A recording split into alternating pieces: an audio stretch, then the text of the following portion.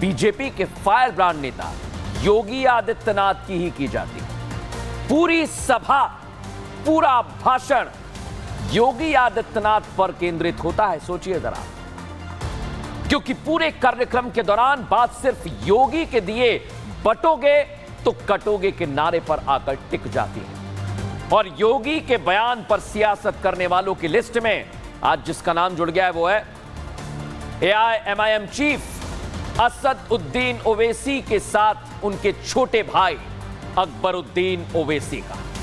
उन्होंने महाराष्ट्र चुनाव में मतदान से पहले जहर उगलना शुरू कर दिया है। दर्शकों, मुसलमानों को वोट के लिए भड़का रहे हैं, अब पैंतरे चल रहे हैं।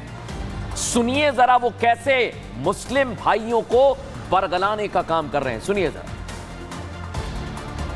योगी आदित्यनाथ ने अपनी तकरीर में कहा कि बटोगे तो कटोगे। लोग काफी एतराज कर रहे हैं उस बात पर, मगर मैं ये कहूंगा, बीफ के नाम पर, मॉब लिंचिंग के नाम पर, घर वापसी के नाम पर, सर पे टोपी पहनने के नाम पर, दाढ़ी पालने के नाम पर जो तुम काट रहे हो, क्या ये तुम्हारी नफरत हिंदुस्तान के सबसे बड़ी अक़लियत से, क्या ये मुल्क को कमजोर नहीं कर रही है? इसका जवाब दो मुझे।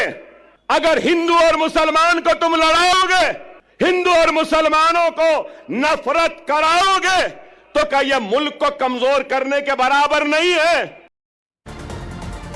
ये तकरीर आपने सुन ली, सुना आपने कैसे अकबरुद्दीन ओवैसी। लेकिन आज हम सवाल पूछना चाहते हैं आपसे कि एक क्लिप देखकर आपको इनकी बॉडी लैंग्वेज कैसी नजर आती, इनकी भाषा पर गौर करिए थोड़ा सा।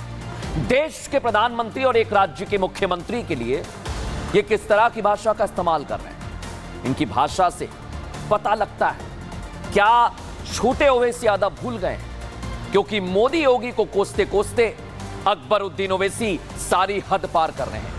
सियासत में आगे निकलने के लिए इस तरह की भाषा का प्रयोग कहां तक जायज है, क्योंकि जिस तरह ये शब्द बोल रहे हैं वो कहां तक जायज हैं, आज सवाल खड़ा होता है। और संभाजी नगर में ये चुनाव प्रचार के दौरान अकबरुद्दीन ओवैसी का एक एक जेस्चर कैसा है, आज हमने दर्शकों इसका एक्सरे किया है। और एक्सरे करना इसलिए जरूरी था क्योंकि एक तरफ है योगी आदित्यनाथ और दूसरी तरफ कौन है, अकबरुद्दीन ओवैसी।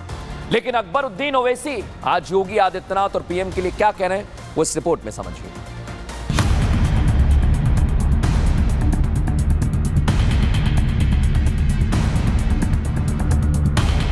बेखौफ होकर बेबाकी के साथ इज़ारे हक को बयान किया और सिर्फ आपसे अगर इल्तिजा की, आपसे दरखास्त की और आपसे अगर गुजारिश की, तो सिर्फ और सिर्फ इत्तेहाद, इत्तेहाद और इत्तेहाद कहा। ये अकबरुद्दीन ओवैसी हैं, असदुद्दीन ओवैसी के छोटे भाई। ये बड़े मियां की तरह ही हैं, ये भी भड़काऊ भाईजान की तरह जहरीले बयान देते हैं। ये कहने को तो संभाजी नगर में चुनाव प्रचार करने गए थे, लेकिन यहां इन्होंने जहर घोलने के अलावा कुछ नहीं किया। इस प्रचार के दौरान छोटे ओवैसी ने इत्तेहाद का जिक्र किया, यानी एकजुट होने का। ये वही हैं जो योगी आदित्यनाथ पर बांटने का आरोप लगा रहे हैं, लेकिन खुद भाईजानों को एकजुट करने की आवाज बुलंद कर रहे हैं।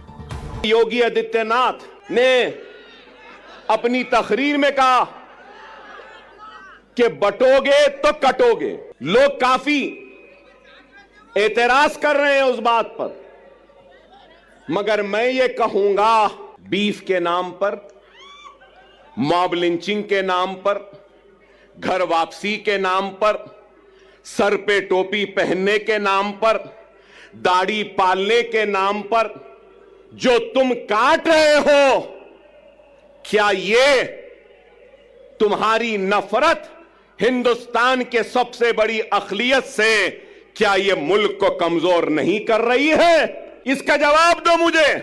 अगर हिंदू और मुसलमान को तुम लड़ाओगे, हिंदू और मुसलमानों को नफरत कराओगे, तो क्या यह मुल्क को कमजोर करने के बराबर नहीं है?